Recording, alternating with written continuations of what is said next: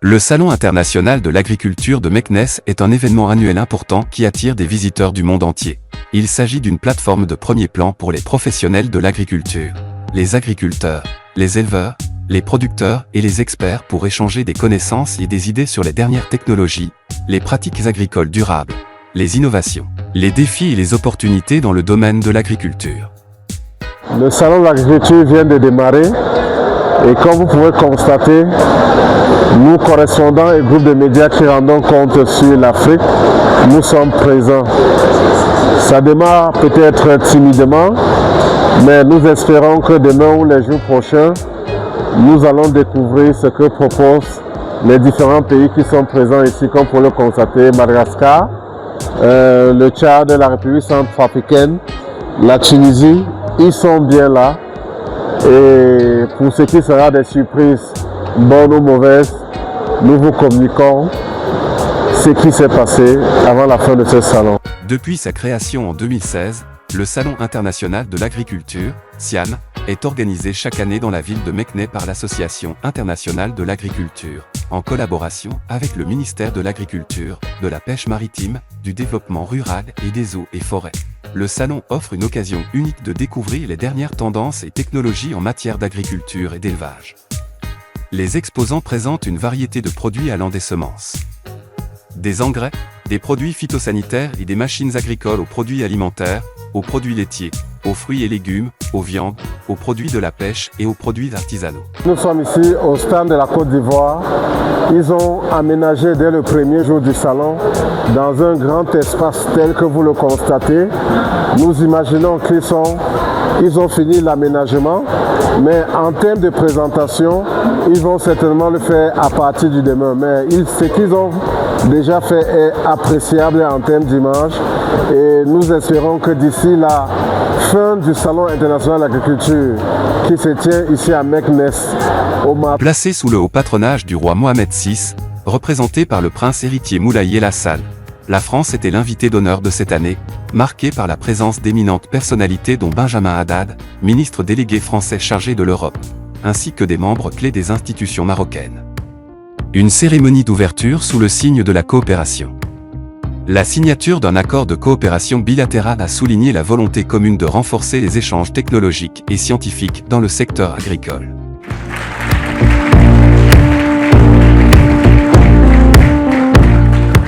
Les discours ont insisté sur l'impératif d'innovation et de durabilité pour répondre aux défis globaux, sécurité alimentaire, adaptation au changement climatique et gestion rationnelle des ressources en eau.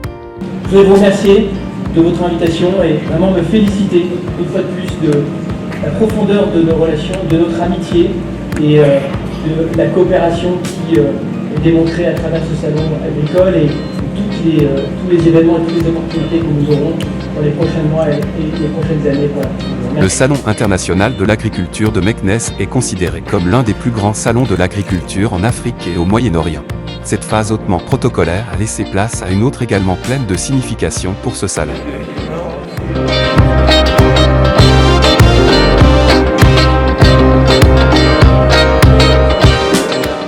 L'Afrique n'est pas en reste avec des pays comme la Côte d'Ivoire, la République centrafricaine, la Tunisie, les Comores, le Soudan, le Sénégal, Madagascar. Des experts approchés dans les stands d'exposition et de communication ont été explicites. La réaction des participantes a permis de comprendre les enjeux et le défi sous des angles convergents. Pour l'ingénieur soudanais Ahmed Eltom Abdallah, directeur général de l'autorité de la zone du barrage de Merowi pour le développement agricole. La sécurité alimentaire mondiale passe par la diversité des essences et la multiplicité des produits, de la recherche scientifique, dit-il. Yes, Sudan, you know, Sudan have a huge area for agriculture and about 200 million fadal and have a very ample of water from over the Niles and also from the groundwater. we can participate for very diverse crops, which we think the world is needed for them, such as wheat, corn, and oil seeds such as sesame and groundnut, and also we can participate in forage such as alfalfa and sorghum and many other products and in addition to that, also the Sudan have about 40 million of cattle, or 45 million of sheep, and about 3 million of camels, and about also 5 to 6 million of goats. Also, all these can participate in the world to make food access to all these areas of Africa and over.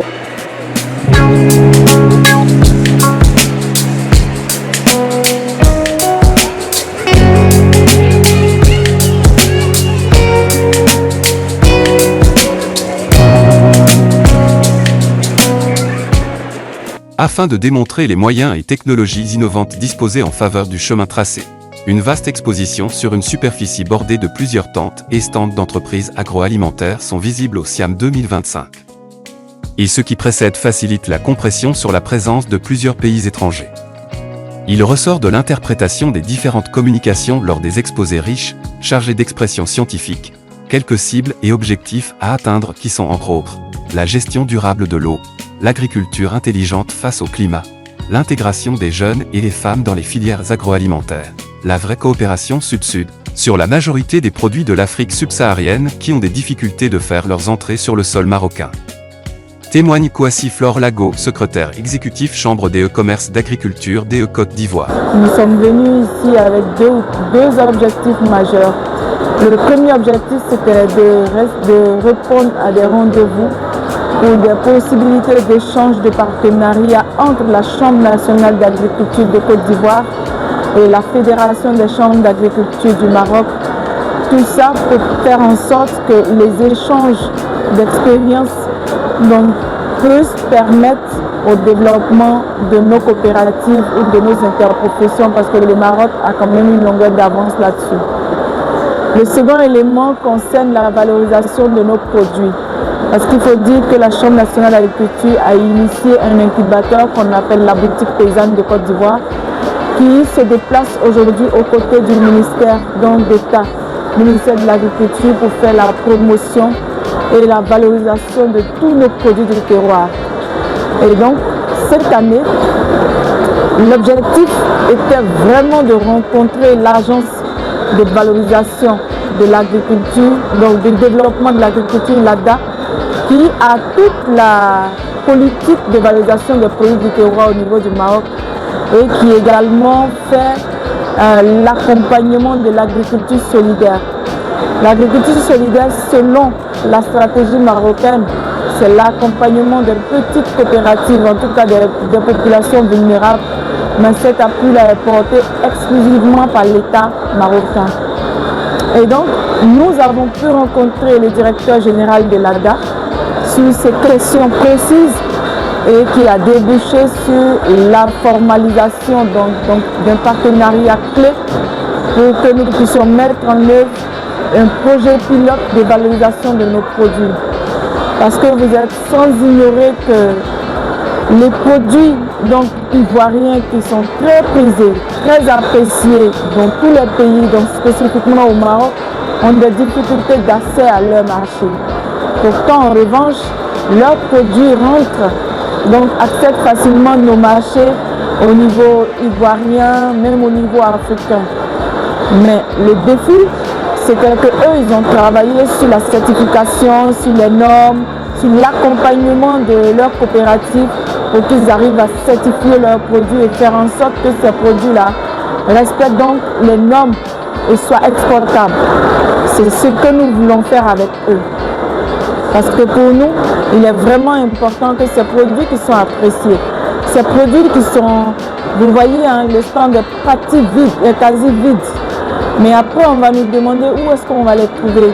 C'est clair qu'à la suite, c'est difficile de faire venir ces produits.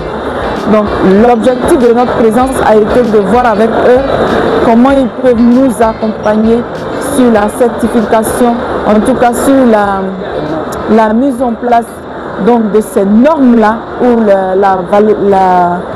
en tout cas sur le fait que ces coopératives, donc ces agrotransformateurs, puissent quand même être éligibles à ces normes et puissent exporter leurs produits. Le comité d'organisation sur cette 17e édition du Salon international de l'agriculture a donné les statistiques suivantes. Les expositions en 12 pôles thématiques et sur 124 000 m² ont attiré plus d'1 million de visiteurs, 70 pays participants, 1580 exposants, 55 conférences scientifiques, des ateliers et des rencontres B2B.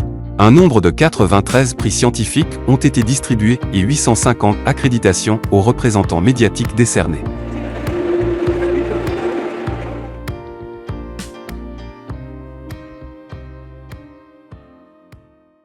Nous sommes d'ailleurs à cette 17e édition du SIAM dans un stand vaste et attractif au but de séduire et négocier des partenariats gagnants. Selon le docteur Émile Chikeya, il va plus loin en disant que la perméabilité du sol en Côte d'Ivoire a favorisé des cultures de rente comme par exemple le cacao, café et d'autres diversités, le manioc, etc., en évoquant la réforme qui permet l'accessibilité aux terres. Nous faisons la surprise de poser la question à un des responsables. Alors, nous sommes effectivement la délégation de la Côte d'Ivoire. Et vous savez que la Côte d'Ivoire regorge beaucoup de potentialités. Déjà en termes d'agriculture, la Côte d'Ivoire est le premier producteur de cacao. Et de ce fait-là, on a non seulement les produits de cacao brut, on a tous les sous-produits qui sont issus du cacao. On a aussi l'anacate, pour lequel le gouvernement a mis beaucoup de moyens pour qu'on soit l'un des grands producteurs en Afrique. Et là aussi, on a le conseil anacate qui est là, qui montre aussi tous les sous-produits qu'on peut faire à partir de l'anacate. En plus de ça, on a d'autres acteurs qui travaillent sur des cultures comme le beurre du karité, comme les épices. Et puis on a des structures aussi d'accompagnement de l'État qui sont là. Voilà, tous ceux qui travaillent dans le milieu agricole. Voilà.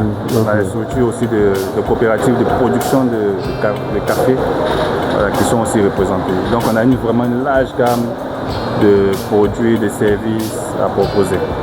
Et la Côte d'Ivoire présent à ce salon international de l'agriculture, c'est juste pour montrer les produits de la Côte d'Ivoire ou bien vous espérez également négocier des partenariats avec d'autres exposants et d'autres entreprises qui fabriquent des machines dans l'agriculture et l'élevage. Merci beaucoup, c'est une très belle remarque. L'une des particularités de notre participation à ce salon-là, c'est justement de développer des partenariats. Donc des partenariats déjà en termes de, comme vous avez dit, d'équipement, parce qu'on a beaucoup de programmes de développement agricole, on a besoin justement d'équipement. On a vu aussi à côté qu'il y a un pavillon tech, digitalisation, ça c'est quelque chose qui nous intéresse. Nous sommes ici sur le stand du Conseil Coton Anacal et nous sommes là pour montrer les opportunités d'investissement dans les filières coton et anacarde ici au SIAM à la 17e édition. Et vous êtes sur le stand du Conseil Coton Anacarde. Alors il faut dire que les Marocains apprécient l'anacarde origine Côte d'Ivoire parce qu'il faut dire que nous sommes le premier pays producteur mondial de noix de cajou et le premier pays exportateur mondial de noix de cajou. Et à travers la noix de cajou, on a plusieurs dérivés, que ce soit le beurre, de la confiture, du vinaigre, de l'huile. On peut faire des pâtes à tartiner, des galettes et plein de choses. Donc notre chef là, donc là vous êtes là, ils sont en train de goûter la confiture à base de noix de cajou et aussi on a du jus et les amandes enrobées au chocolat et au café pour valoriser encore nos spéculations qui font la fierté de la Côte d'Ivoire. En plus des événements commerciaux et professionnels, le Salon international de l'agriculture de Meknès propose également des événements culturels, des spectacles, des expositions d'art et d'artisanat et des dégustations de produits locaux. Cela offre une occasion pour les visiteurs de découvrir la culture marocaine et les produits artisanaux et alimentaires locaux.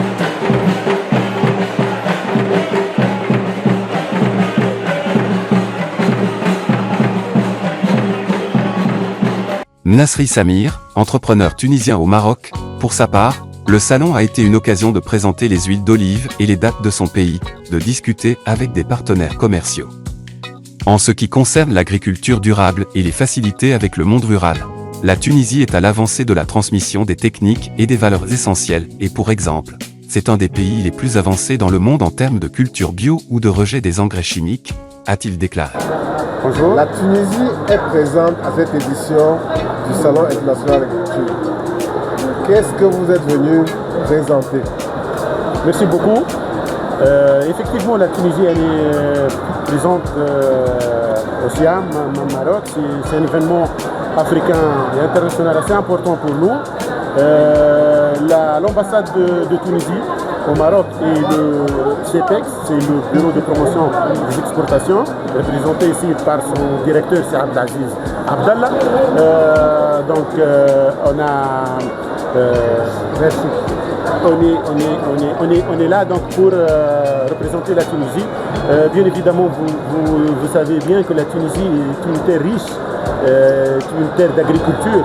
Donc, il y a les produits classiques qu'exporte la Tunisie, dont elle est connue partout dans le monde, tels que l'huile d'olive, tels que les dattes, tels que les produits agroalimentaires, les conserves, la fameuse harissa, qui est maintenant dans le patrimoine reconnu comme produit du patrimoine international. Si on parle d'agriculture durable, et dans l'agroalimentaire, on se plaint du fait qu'on utilise beaucoup de produits chimiques, ce qui n'est pas bien pour la santé. Comment est-ce que se fait l'agriculture en Tunisie? Comment est-ce qu'est pensée l'agriculture pour éviter l'utilisation de beaucoup d'intrants chimiques? Oui, effectivement, on a vous évoquez un sujet qui concerne tous les producteurs dans le secteur de l'agroalimentaire. En Tunisie, je peux vous affirmer qu'on a quand même, on est bien avancé parce qu'on a la culture biologique. D'ailleurs, dans ce stand-là, on présente des produits tels que l'huile d'olive extra vierge biologique. Nous sommes la mission commerciale participe pour la première fois en collaboration avec l'ambassade de Tunisie au salon au 17e édition du salon Siam, salon Meknes 2025. C'est un carrefour international pour le Maroc, pour les pays africains, l'Européen et tout le monde. On est présent par des échantillons de quinzaine de sociétés tunisiennes. On est présent aussi pour couvrir le continent africain, faire des relations d'affaires avec le consommateur africain. La high-tech au service des champs, dominant par sa modernité, un stand dédié à la mécanisation et la modernisation agricole a attiré les professionnels et les passionnés. On y découvre les dernières innovations destinées à révolutionner les pratiques agricoles, tracteurs et moissonneuses dernier cri, alliant puissance et économie d'énergie, système d'irrigation intelligent, optimisant l'utilisation de l'eau dans un contexte de stress hydrique, drones agricoles équipés de capteurs pour l'analyse des sols et la pulvérisation de précision, robots et outils connectés facilitant la gestion des exploitations. Ce stand incarne l'agriculture du futur, où technologie et durabilité se rencontrent pour répondre aux défis alimentaires mondiaux.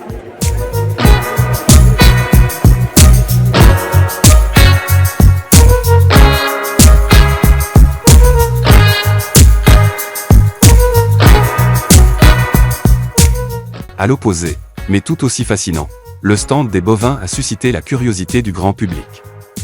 Des vaches imposantes, races locales ou internationales, trônaient majestueusement sous les regards admiratifs des visiteurs. Certaines bêtes, par leur taille et leur robe soignée, sont devenues de véritables stars, attirant les photographes et les familles. Ce stand rappelle l'importance de l'élevage dans l'agriculture marocaine, mêlant savoir-faire ancestral et techniques modernes d'optimisation. Entre high-tech et tradition, le salon offre un panorama complet des enjeux agricoles. Les stands de mécanisation et d'élevage illustrent cette dualité, prouvant que l'agriculture de demain se construit à la fois dans l'innovation et la préservation des racines.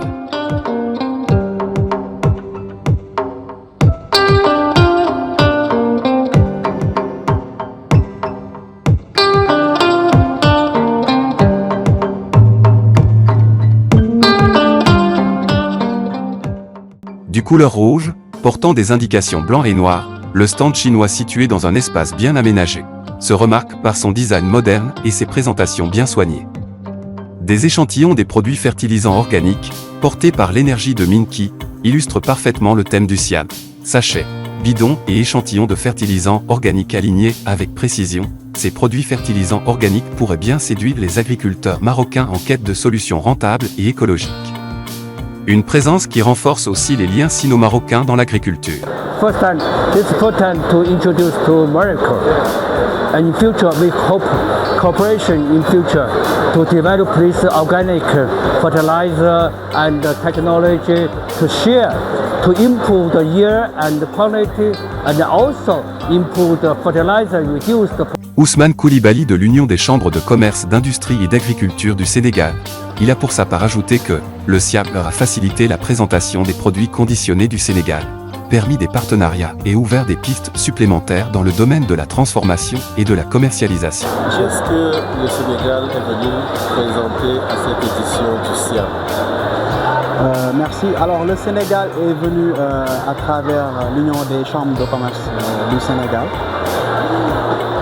Donc, en termes de présentation, de représentation, nous sommes venus promouvoir les secteurs agroalimentaires et les secteurs agricoles qui sont au niveau du Sénégal. Particulièrement, je représente la Chambre de commerce, d'industrie et d'agriculture de Kaolack, qui est une institution consulaire qui appuie les institutions publiques à la promotion de leurs activités économiques et qui promouvoit également le développement économique et local.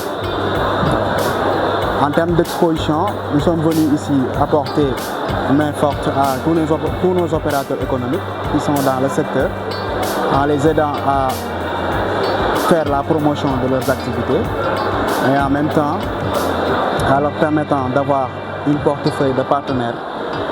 Donc c'est la raison pour laquelle nous sommes là pour les aider à franchir ce pas-là vers l'international et à nouer des partenariats fiables via le Salon international de l'agriculture. Quels sont les produits que les Marocains ont beaucoup achetés chez toi? Il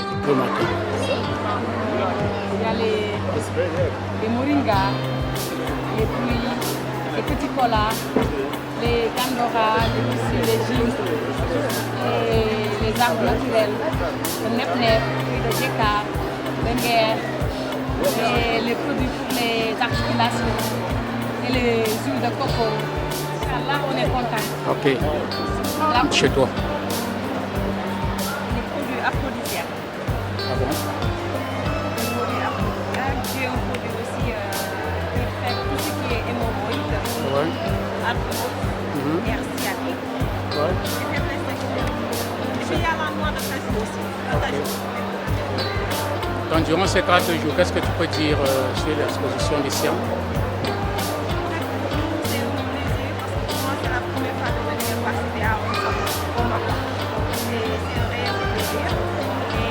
Permis de nouer des partenariats avec d'autres personnes qui sont dans la même activité que moi.